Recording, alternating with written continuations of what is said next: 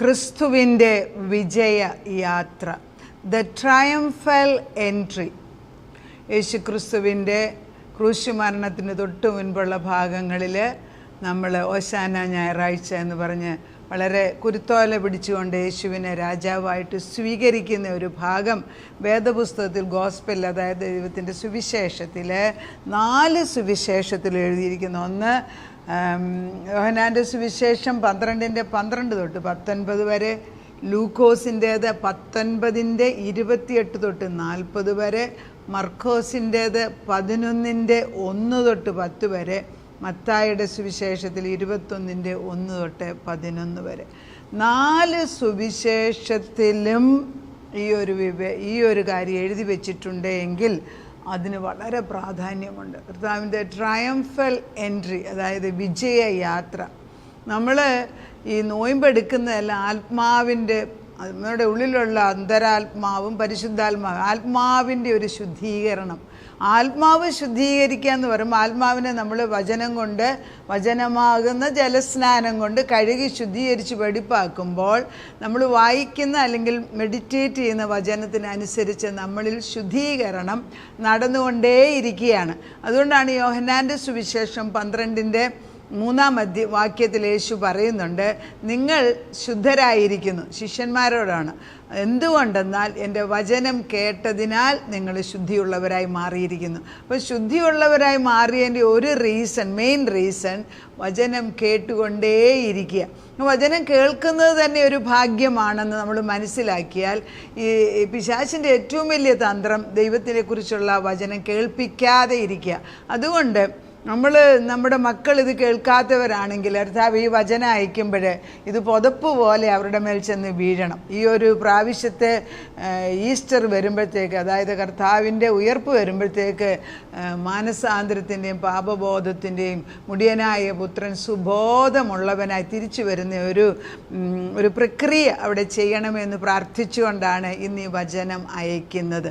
നമ്മൾ പലപ്പോഴും നമ്മുടെ ഇമോഷൻസ് അല്ലെങ്കിൽ നമ്മുടെ ഫീലിങ്സ്, നമ്മുടെ വികാരങ്ങളിൽ ദൈവം പ്രവർത്തിക്കുമെന്ന് വിശ്വസിച്ച് നടക്കുന്നവരാണ്. അത് കുഴപ്പമൊന്നുമില്ല. പക്ഷേ നമ്മൾ വചനം വാഗൊണ്ട് വ്യക്തമായിട്ട് പറയാൻ അധികാരം ദൈവം തന്നിരിക്കുമ്പോൾ അത് പറയാനുള്ള കഴിവ് പരിശുദ്ധാത്മാവാണ് തരുന്നത്. അത് പറയുമ്പോൾ അത് നടക്കണം. യേശു പോലും നമ്മൾ ഉൽപ്പത്തി നോക്കുമ്പോൾ പിതാവുത്ര പരിശുദ്ധാത്മ ഒന്നിച്ച് നിന്ന് 3 പേരും കൂടെ നിൽക്കുമ്പം പുത്രൻ തമ്പുരാൻ പിതാവിൻ്റെ ശബ്ദത്തിനനുസരിച്ച് ലെറ്റ് ദെയർ ബി ലൈറ്റ് എന്ന് പറഞ്ഞു, വെളിച്ചം ഉണ്ടാകട്ടെ എന്ന് പറഞ്ഞപ്പോൾ വെളിച്ചമുണ്ടായി. അതേപോലെ വെളിച്ചം വരുവാൻ തക്കവണ്ണം കർത്താവിൻ്റെ ട്രയംഫൽ എൻട്രി അല്ലെങ്കിൽ കർത്താവിൻ്റെ വിജയയാത്രയെക്കുറിച്ചാണ് വായിക്കാൻ പോകുന്നത്.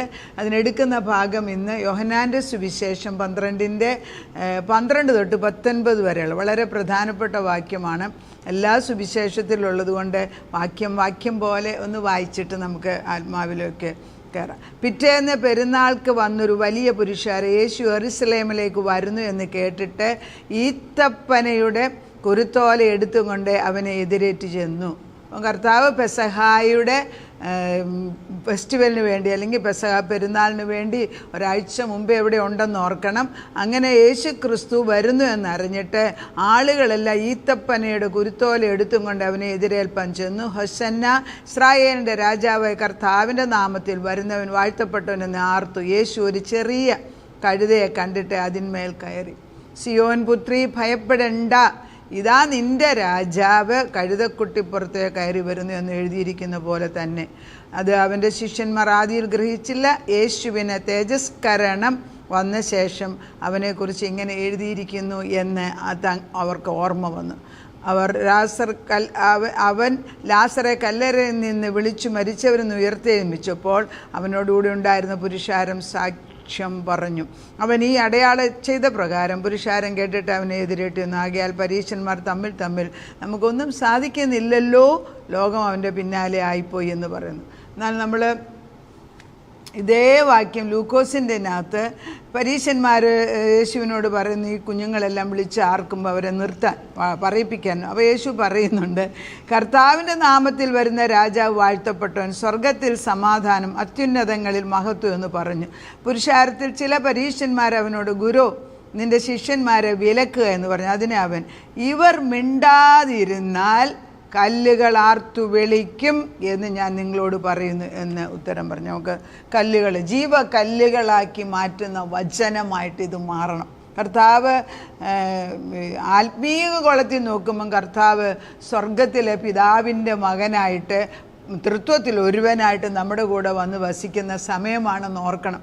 ദൈവത്തിന് തോൽവി പറ്റത്തില്ല, ഒരിക്കലും തോൽക്കാൻ സാധിക്കില്ല. പക്ഷെ കർത്താവ് വന്ന പർപ്പസ് നമ്മളെ വീണ്ടെടുക്കുക, പറുദീസ, നഷ്ടപ്പെട്ടതായ പറുദീസയിലേക്ക് പുനഃസ്ഥാപിക്കുക, അല്ലെ താമസിപ്പിക്കുക, അല്ലെ പിതാവുമായിട്ടുള്ള ബന്ധം വീണ്ടും സ്ഥിരപ്പെടുത്താൻ നഷ്ടപ്പെട്ടതാണ്. അതിനു വേണ്ടി ദൈവം തൻ്റെ പുത്രനെ അയച്ചിരിക്കുകയാണ്. അതിൻ്റെ അവസാന സമയങ്ങളിലേക്ക് വരുമ്പോൾ പലപ്പോഴും പഴയ നിയമം നിഴലെന്ന് പറഞ്ഞതുപോലെ തന്നെ ജഡീക ഗോളത്തിലുള്ള കാര്യങ്ങൾ ഇവിടെ വെച്ച് ദൈവം കാണിച്ചു തരും. കാരണം മനുഷ്യനല്ലേ മനസ്സിലാകത്തില്ല.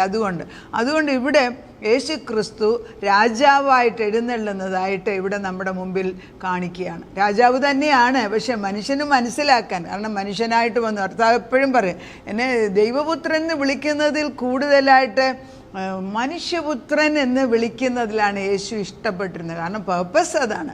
ഈ പ്രാവശ്യം ഞാൻ വന്നിരിക്കുന്നത് മനുഷ്യരാശിയെ മുഴുവനും രക്ഷിക്കാൻ വേണ്ടിയാണ്. അതുകൊണ്ട് ഈ കഴുതക്കുട്ടിയുടെ പുറത്ത് യേശു ക്രിസ്തു കയറി വരുമ്പോൾ ആളുകളെല്ലാവരും അവരിങ്ങനെ അറിഞ്ഞു, ദാവീദ് പുത്ര, അവർക്കറിയാം ഈ ദൈവത്തിൻ്റെ പ്രവർത്തനത്തിന് ഒന്നിനും ഒരു തടസ്സവും വരത്തില്ല. ദൈവം നിശ്ചയിച്ച പോലെ തന്നെ നടത്തും. ഹോസന്ന, ഇസ്രായേലിൻ്റെ രാജാവായി കർത്താവിൻ്റെ നാമത്തിൽ വരുന്നവൻ വാഴ്ത്തപ്പെട്ടവനെന്ന് ആർത്തു. ഹോസന്ന, ഹോസന്ന എന്ന് പറയുന്നതിൻ്റെ അർത്ഥം സേവ്. അയ്യോ ഞങ്ങളെ രക്ഷിക്കോ. എന്താണ് മനുഷ്യരാശി രക്ഷിക്കുക എന്ന് പറയുന്നത്? നമ്മൾ തന്നെ മറന്നുപോയി. നമുക്കൊരു ഉന്നത പദവി ദൈവത്തിൻ്റെ സന്നിധിയിൽ പറുദീസയിൽ അല്ലെങ്കിൽ ഏദൻ തോട്ടത്തിൽ പിതാവും പുത്രനും പരിശുദ്ധാത്മാവുമായിട്ട് ഏകബന്ധം നമുക്ക് സ്ഥാപിക്കാൻ ദൈവം തന്നിട്ട് ആ സ്ഥലം നമ്മുടേത് വിട്ടുപോയി അല്ലെങ്കിൽ മറന്നുപോയി. അത് തിരിച്ചു തരാത്തത് കൊണ്ട് നമുക്കത് അറിയാൻ വയ്യാത്തതുകൊണ്ട് നമ്മളങ്ങ് അലഞ്ഞ് നടക്കുന്ന മനുഷ്യരാണ്. അലച്ചിലില്ലാത്ത എത്ര വലിയ പ്രാഗൽഭ്യ അല്ലെങ്കിൽ വലിയ ആളുകളെന്ന് പറഞ്ഞാൽ അവരുടെ ശരീരത്തിലല്ലേ അവരുടെ ഉള്ളിൽ ഒരു അലച്ചിലുണ്ട്. കാരണം നമ്മൾ ആ പ്രവാസികളാണ്. ഈ ലോകത്തിൽ ജീവിക്കുമ്പം ഇവിടെയല്ല നമ്മുടെ ടൈറ്റിൽ നമ്മൾ വന്നിരിക്കുന്നത് എവിടെ നിന്ന് അവിടേക്ക് തിരിച്ചു പോകാനുള്ള ഉൾബോധം നമുക്ക് എപ്പോഴും ഉണ്ട്. അതുകൊണ്ടാണ് എന്ത് കിട്ടിയാലും മനുഷ്യന് സാറ്റിസ്ഫൈഡ് അല്ല. നമുക്ക് ഇതല്ല സത്യത്തിൽ നമ്മുടെ അന്തരാത്മാവ് ആഗ്രഹിക്കുന്നത്. അപ്പോൾ ഇവർ വിളിച്ചു പറയാണ്, ഹൊസന്ന, രക്ഷിക്കുക. എന്തിനാണ്, ആരോടാ പറയുന്നത്? ഇസ്രായേലിൻ്റെ രാജാവായി കർത്താവിൻ്റെ നാമത്തിൽ വരുന്നതാണ്. ഇപ്പോൾ ഇസ്രായേൽ എന്ന് പറയുമ്പം നമ്മൾ വിചാരിക്കും ഒരു ചോസൺ ഗ്രൂപ്പ് ഓഫ് പീപ്പിളാണ്. അത് അന്ന് കാലം അത് ആവശ്യമുണ്ട്. പക്ഷേ ഇന്ന് ഇസ്രായേൽ എന്ന് പറയുമ്പോൾ, പുതിയ ഇസ്രായേൽ എന്ന് പറയുമ്പോൾ രക്ഷിക്കപ്പെട്ട ജനം, വിശ്വാസികളാവുന്ന ജനം എല്ലാം പുതിയ ഇസ്രായേലിൻ്റെ അംഗങ്ങളാണ്. അപ്പോൾ ഇസ്രായേലിൻ്റെ രാജാവാന്ന് പറയുമ്പോൾ നമ്മുടെ രാജാവാണ് അവൻ നമുക്ക് വേണ്ടി കഴുതപ്പുറത്ത് കയറി വരുന്നത്. കർത്താവിന് വേണമെന്നുണ്ടായിരുന്നെങ്കിൽ വലിയ സിംഹത്തിൻ്റെ പുറത്തോ അല്ലെങ്കിൽ രഥത്തിലോ അല്ലെ വെള്ളക്കുതിരയുടെ പുറത്തോ ഒക്കെ വരാമായിരുന്നു. He did not choose it because it is just a consolation for us. കാരണം അവൻ കഴുതപ്പുറത്ത് കെട്ടപ്പെട്ട കഴുതയുടെ പുറത്ത് കെട്ടപ്പെട്ട കഴുതയെ അഴിച്ചുകൊണ്ട് കർത്താവ് അതിന്മേൽ യാത്ര ചെയ്ത് തിരിച്ച് കടന്നു വരികയാണ്. എന്തൊരു മനോഹരമായ ഒരു വ്യൂ അല്ലേ നമ്മുടെ മുമ്പിൽ. നമ്മുടെ മനസ്സുകൊണ്ട് കാണണം. ഈ കെട്ടപ്പെട്ട അവസ്ഥയിലിരിക്കുന്ന എന്നെ വിടുതൽ തരാൻ വേണ്ടി യേശുവിത കടന്നു വരികയാണ്. അപ്പം ഇത് വിളിച്ചു പറയുമ്പോൾ ആളുകൾക്ക് പിടിക്കുന്നില്ല. അവിടുത്തെയുള്ള ഫാരിസീസിനും സദൂക്യർക്കും പിടിക്കുന്നില്ല. അവർ പറയാണ്, ഇങ്ങനെ ഈ ആർത്തുവട്ടവസിച്ച്, അതായത് ആളുകളെല്ലാം അവരുടെ കുരുത്തോല കൊണ്ടിടുന്നു, അവരുടെ വസ്ത്രങ്ങൾ കൊണ്ട് നിലത്തിടുന്നു, അവരെല്ലാവരും ദൈവത്തിനെ പുകഴ്ത്തുന്നു. ഈ ദൈവപുത്രനെ പുകഴ്ത്തുന്നത് കാണുമ്പോൾ അവർക്ക് സഹിക്കാൻ വയ്യാഞ്ഞിട്ട് അവർ പറയുകയാണ്, എന്തുകൊണ്ട് നീ ഇത് നിർത്തുന്നില്ല? അപ്പോൾ യേശു അവിടെ നിർത്തിക്കുന്നില്ല. ചില കാര്യങ്ങൾ ദൈവം നിയോഗിച്ചത് നടത്തണമെന്ന് ദൈവം വിചാരിച്ചാൽ അത് നടത്തിയിരിക്കും. അങ്ങനെ അപ്പോൾ യേശു പറയുകയാണ്, ഇവർ വിളിച്ചു പറയുന്നില്ല, കർത്താവിൻ്റെ നാമത്തിൽ വരുന്ന രാജാവ് വാഴ്ത്തപ്പെട്ടവൻ, സ്വർഗത്തിൽ സമാധാനം, അത്യുന്നതങ്ങളിൽ മഹത്വം എന്ന് പറഞ്ഞു. അപ്പോൾ ചിലർ പരീശന്മാർ, ഈ ശിഷ്യന്മാർ അല്ലെങ്കിൽ കുഞ്ഞുങ്ങളെ വിലക്കെന്ന് പറഞ്ഞപ്പോൾ യേശു പറയുന്നു, ഇവർ മിണ്ടാതിരുന്നാൽ കല്ലുകൾ ആർത്ത് വിളിക്കുമെന്ന് ഞാൻ നിങ്ങളോട് പറയുന്നു. 1 പത്രോസ് 2:4 അങ്ങനെ തന്നെ പറയുന്നുണ്ട്. നമ്മളെല്ലാം ജീവൻ്റെ കല്ലുകളാണ്, മൂലക്കല്ല്, ജീവിപ്പിക്കുന്ന കല്ലുകളാണ് നമ്മൾ ഒരു വീടിൻ്റെ മൂലക്കല്ലായിട്ട് നമ്മൾ യേശുക്രിസ്തുവിനോട് ചേർന്ന് നിന്ന് പണിയേണ്ടിയവരാണ്. അപ്പോൾ ഈ കല്ലുകളെക്കുറിച്ച് പറയുമ്പം ഒരു കല്ലിന് ജീവൻ വെക്കുക, അതായത് ഒരു കല്ലിന് തീ വെച്ചാൽ അല്ലെങ്കിൽ ചൂടായാൽ അടുത്ത കല്ലുകൾക്ക് തീ വരും. അതാണ് കല്ല് പോലുള്ള ഒരു അവസ്ഥയെന്ന് പറയുമ്പോൾ നമ്മൾ ചിലപ്പം വിചാരിക്കും ഹൃദയങ്ങളെക്കുറിച്ച്. അതല്ല, ഒരു കല്ലായിട്ട് തന്നെയാണ്. കല്ലുകളെക്കുറിച്ച് ഞാൻ നേരത്തെ പഠിപ്പിച്ചിട്ടുണ്ട്. 1 പത്രോസ് 2:4 കൂടെ വായിക്കാം. കർത്താവ് പറയുന്നത് നമ്മുടെ കൂടെ നിൽക്കുന്ന ദൈവം നമ്മളെ ഒരിക്കൽ 2:4 1 പത്രോസ് 2:4 ഇങ്ങനെയാണ് വായിക്കുന്നത്. കർത്താവ് 1 പത്രോസ് 2:4 ഇങ്ങനെ, മനുഷ്യൻ തള്ളിയതെങ്കിലും ദൈവസന്നിധിയിൽ ശ്രേഷ്ഠവും മാന്യവുമായ ജീവനുള്ള കല്ലായ അവൻ്റെ അടുക്കൽ വന്നിട്ട് നിങ്ങളും ജീവനുള്ള കല്ലുകൾ എന്ന പോലെ ആത്മീയ ഗൃഹമായി യേശുക്രിസ്തു മുഖാന്തരം ദൈവത്തിന് പ്രസാദമുള്ള ആത്മീയ യാഗം കഴിപ്പാൻ തക്ക വിശുദ്ധ പുരോഹിത വർഗമാകേണ്ടതിന് പണിയപ്പെടുന്നു. നമ്മളെ പണിയപ്പെടുകയാണ്. ജീവനുള്ള കല്ല്, എങ്ങനെയുള്ള ശ്രേഷ്ഠവും മാന്യമായ മൂലക്കല്ല്. ഈ കല്ലുകൾക്ക് ജീവനുണ്ട്. നമ്മൾ വിചാരിക്കും, നമ്മൾ ഈ ഒരു സമയത്ത് നമ്മൾ മനസ്സിലാക്കേണ്ടത്, നമ്മൾ ഉപവസിക്കുമ്പോൾ പലപ്പോഴും ആത്മാവിൻ്റെ ഉത്തേജനത്തിന് അല്ലെ ദൈവമായിട്ടുള്ള കൂടുതൽ ബന്ധത്തിനൊക്കെയാണ് നമ്മൾ ഉപവസിക്കുന്നതെങ്കിലും നമ്മുടെ ഉള്ളിൽ നമ്മുടെ ചില കാര്യങ്ങൾ നേടേണ്ടതുണ്ട്. നമ്മുടെ മക്കളുടെ വീണ്ടെടുപ്പ്, നമ്മൾ പ്രാർത്ഥിക്കുന്ന ചില കാര്യങ്ങൾക്ക് തടസ്സം നിൽക്കുന്നത് മാറിപ്പോകാൻ, അതൊക്കെ ഇതിൻ്റെ കൂടെ സാധിക്കും. കാരണം കർത്താവ് പറയുന്നത് ഇപ്പം വരുന്ന രാജാവായിട്ടാണ്. എൻ്റെ വീട്ടിൽ രാജാവ് എഴുന്നള്ളുന്നു എന്ന് നമ്മൾ മനസ്സുകൊണ്ട് കണ്ടിട്ട് വീടും പരിസരവും ശുദ്ധമാക്കിയിട്ട് ഹൃദയം ശുദ്ധമാക്കി ഇനി വരുന്ന ദിവസങ്ങളിൽ യേശുവിന് വേണ്ടി നമ്മളെ തന്നെ സമർപ്പിക്കുക. എല്ലാ ദിവസവും ചെയ്യേണ്ടതാണ്. പക്ഷെ ഓരോ ദിവസവും പ്രത്യേകിച്ച് ഈ ദിവസങ്ങളിൽ കർത്താവിൻ്റെ എഴുന്നള്ളത്ത് എൻ്റെ ഭവനത്തിലാണ്, എൻ്റെ ഹൃദയത്തിലാണ്, എനിക്ക് വേണ്ടിയാണ് വരുന്നത് എന്ന് മനസ്സിലാക്കിയാൽ അത് നമുക്ക് വലിയ പ്രയോജനമായി മാറും. ദൈവം നമ്മളെല്ലാവരെയും അനുഗ്രഹിക്കാൻ രാജാവായിട്ട് ആദ്യമേ കടന്നു വരും. എപ്പോഴാണെന്ന് ഓർക്കണം, ക്രൂശ് മരണത്തിന് തൊട്ട് മുൻപ് കർത്താവ് രാജാവായിട്ട് എഴുന്നള്ളി വന്ന് കാണിച്ചു തന്നു. Ultimately he is the king of Kings and the Lord of Lord's. നമുക്ക് പ്രാർത്ഥിക്കാം. നാഥ, രാജാതി രാജാവ്, കർത്താതി കർത്താവ്, സകല മുഴങ്കാലും നിൻ്റെ മുൻപിൽ മടങ്ങും. നമ്മളെല്ലാവരും വിചാരിക്കുന്ന യേശു വരുമ്പം വെള്ളക്കുതിരയുടെ പുറത്ത് അധികാരത്തോടെ ചെങ്കോലും പിടിച്ച് കടന്നു വരുന്നതാണ്. അതാണ് യേശു ക്രിസ്തുവിൻ്റെ രണ്ടാം വരവിൻ്റെ ഒരു ലക്ഷ്യം. പക്ഷേ അന്ന് കാലങ്ങളിൽ യേശു ആദ്യകാലത്തിൽ വന്നിരിക്കുന്നത് യേശു ക്രിസ്തു സാധാരണ ഒരു മനുഷ്യനായിട്ട് മനുഷ്യരൂപം എടുത്തു എന്നാണ്. സ്വർഗത്തിലെ തൻ്റെ മഹത്വം ഉരിഞ്ഞു വെച്ചിട്ട് ഭൂമിയിലേക്ക് മനുഷ്യനായിട്ട് കടന്നു വന്ന് ഇതാ ഒരു കഴുതപ്പുറത്ത് കടന്നു വരുന്നത് എന്നെയും എനിക്കുള്ളതിനെയും വിടുവിക്കാനാണെന്ന് ഞാൻ വിശ്വസിക്കുന്നു. കർത്താവേ, ഓരോ വ്യക്തിയുടെ ആവശ്യത്തിന് വേണ്ടിയാണ് ഈ പ്രാവശ്യത്തെ ക്രൂശ് മരണം ഏറ്റെടുക്കുന്നത്. അതെനിക്ക് വേണ്ടിയാണ്, ഞാനായിട്ടാണ് യേശു അന്ന് ക്രൂശ് ഏറ്റെടുത്തത് എന്നുള്ള ബോധത്തോടെ ഈ വരുന്ന ദിവസങ്ങളിൽ നിന്നെ ധ്യാനിക്കുവാൻ, നിന്നിൽ ഉറച്ച് നിൻ്റെ വചനത്തിൽ ഒന്നിച്ച് ചേർന്ന് നിന്ന് നിൻ്റെ ആത്മാവിനെ കൊണ്ട് നിറയ്ക്കാൻ ഞങ്ങളെ ഇടയാക്കണമേ. ബലഹീനമെന്ന് തോന്നിക്കുന്ന ഭാഗങ്ങൾ കർത്താവ് പറയുന്നത്, in your weakness I am strong. എൻ്റെ ബലഹീനതയിൽ ഞാൻ ബലമുള്ളവനാണ്. അതുപോലെ അതിൽ കൂടുതലൊന്നും വേണ്ട.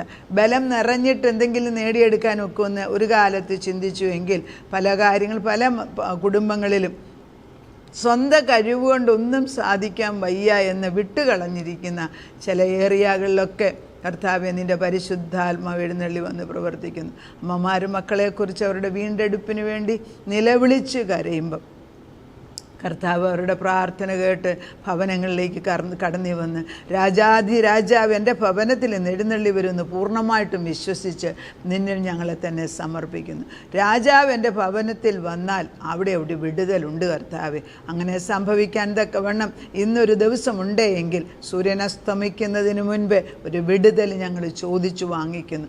നാഥ, നാളെ എന്നൊരു ദിവസത്തേക്ക് വേദപുസ്തകത്തിന് പ്രസക്തി പറയുന്നില്ല. ഇന്നേ എന്നൊരു ദിവസമുണ്ട് എങ്കിൽ ഇന്ന് എൻ്റെ വചനം കേൾക്കുന്നുവെങ്കിൽ കല്ലുപോലുള്ള ഹൃദയം മാറ്റി മാംസളമാക്കി യേശുവിനെ രക്ഷകനായിട്ട് സ്വീകരിച്ച് നിൻ്റെ നാമത്തിൽ ഈ വരുന്ന ദിവസങ്ങളിൽ നിൻ്റെ വചനം വായിക്കാനുള്ള പ്രത്യേകമായ ഒരു ആകർഷണ ശക്തി ഈ വചനത്തിൻ്റെ കൂടെ അയക്കുന്നു. കേൾക്കാൻ മടിയുള്ള മക്കളുടെ മേൽ ഇതൊരു പുതപ്പ് പോലെ ചെന്ന് വീഴണം. നിൻ്റെ വചനം ചെന്ന് പ്രവർത്തിക്കാതെ തിരിച്ചു വരത്തില്ല. പ്രാർത്ഥന കേട്ട് ഉത്തരം തന്ന ദൈവത്തിന് നന്ദി. യേശുക്രിസ്തുവിൻ്റെ പുണ്യനാമത്തിൽ തന്നെ ആമേൻ.